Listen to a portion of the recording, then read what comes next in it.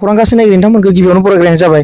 बे समाव दं आङो बाक्सा जिल्लानि सिङाव थानाय मायांपारा कल'नि बे समाव दं आङो 15 बोसोर बिटिसि मोननायनि उनावबो बे दलङा दि मावजायाखै बे समाव आङो बिथांमोना बे दलं मावियाव माबायदि रायजोफोरा दुखु जारला आरो खस्थ' सहायना दं आरो बिथांमोननाव जों बेनि सोमोन्दै बे गामिनि रायजो जानाय बिथांमोनाव आङो जों मिथिनानै लानि बर' खौरांनि गेजेरजों। नोंथांमोना बे दलंजों थांलाय फैलायाव माबायदि जेंनायाव गोग्लैमारदों? जोङो जिबायदि दलङा बायनानै थाङोबा जों दैखिजासो थांनांगौ जाहैयो आरो गथ' गथाय फरायसुला दङ बिसोरखौबो जोङो दा दलङै थांनो हाया नालाय जोङो दैखिजासो बारनानै थांनांगौ जाहैयो। बे दलङाव सोरबाफोर मानसिफोर गोलैफैबाय नामा? गोलैबाय थायो बिदिनो हरावबो माइरं दैरं बाजार खालामनानै फैयोबा गोलैबायानो थायो।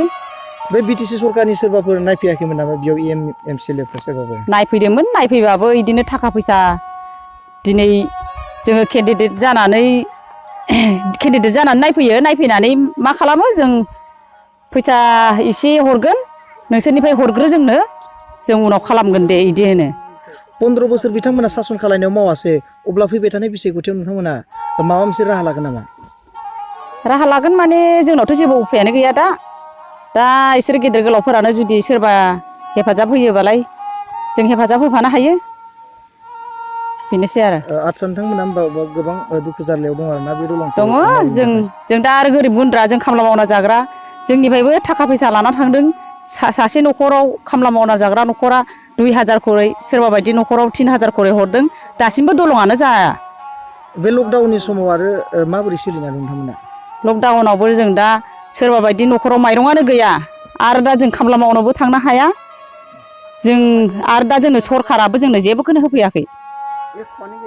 सोरबा नाम लिरै लाना थांगासिनो दं, दाबो जेबोखौनो होफैयाखै जोंनो।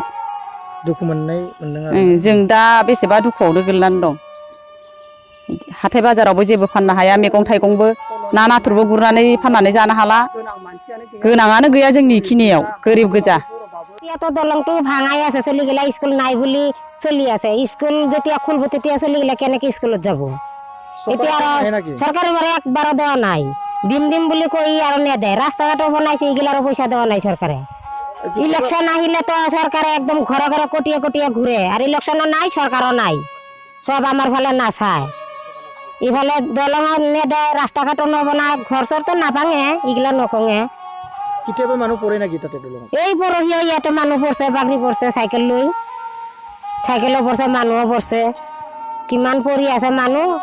স্কুলত যাওঁতে চলি গিলাও পৰে, যেতিয়া বাৰিষা বেছি হয়, পানী ডাঙৰ হলে আমি কলগাছেদি বুঢ়া বনাই চলি গিলা স্কুলত পঠাওঁ। চৰকাৰৰ মানুহ চাবা নাহে নাকি? চাবা আহে, আহিলেতো দিম বুলি নকয়, যাই দেখোন আৰু তাক লাগে নাপাওঁ। 15 বছৰ শাসন করলাম বিপিএফে, কিবা কব নাকি? 15 বছর বিপিএফ পাছত দেখোন আমি ঘুরি আছি, আমার পৰা পয়সাও লৈছে, ঘর দিম বলে না, ঘরও নাই, গ্যাস দিম বলে না পয়সা লৈছে, গ্যাস নাই, লেট্রিন দিম বলে না পয়সা লৈছে, লেট্রিন নাই।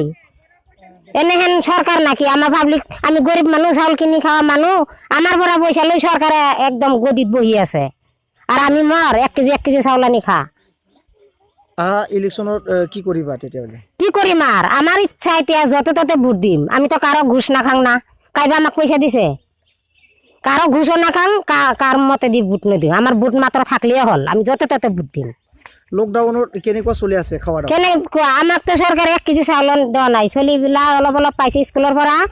আর আমি আর কি নদী ওচৰত আছে, হামকা মাছ মাৰি বিক্রি কৰি খাই আছো, কি কৰিম তে? সরকারের এনেকুৱা চাবা হোৱা নাই নাকি? চাওয়া নাই, সেইদিনা দেখোন চেয়ারম্যানের তাতে গেছে, কই আছে চাউল দিছে বোলে 5 কুইন্টাল। এতিয়া মাতবৰ গিলে খাইছে না সরকারে খাইছে নাজানো, আমাক তো চাউল একো দেওয়া নাই, আমি একো পাওয়া নাই সরকারের পৰা। পুরানা সরকার যদি 15 বছর শাসন করলা, এবার কি ভোটত কি কৰিবা? ভোটত দিব লাগিব, যায় আমাৰ ৰাইজৰ কাৰণে ভাল কাম কৰে, তাকে দিয়ে আমি কিবা এটা ল'ব লাগিব পিছলৈকে। যোনে কাম কৰে ভোট দিব আৰু। হয়, আমাৰ ৰাইজৰ কাম য'ত ভাল কৰিব তেতিয়াহ'লে আমি কিবা কৰিব লাগিব আৰু। অহা যাওঁতে আমাৰ বহুত অসুবিধা হৈ আছে, কিন্তু আমি এইবিলাকে ল'ৰা ছোৱালীবিলাকৰ স্কুলত যোৱাৰ কাৰণে বিৰাট অসুবিধা হয়। বাৰিষা হ'লে দলংখন এনে বেলটাই লৈ যায় পানীয়ে, তাৰপিছৰ পৰাতো আৰু আমি ৰাইজে বনাব লগা হয় দলংখিনি, এইখিনি আৰু। চৰকাৰৰ কি ক'ব? চৰকাৰৰ পৰাতো ক'ত আমাৰ অনুদান ক'ত নাপাওঁগে, আমি ৰাইজেহে বনাব লগা হয় দলংখিনি। ব্ৰিটিছ চৰকাৰটো 15 বছৰ শাসন হ'ল, ব্ৰিটিছ চৰকাৰে আহি মানে চাই লৈ যায়, লিখা লিখি কৰে এনেহেন, তাৰপিছত আৰু ক'ত নাই।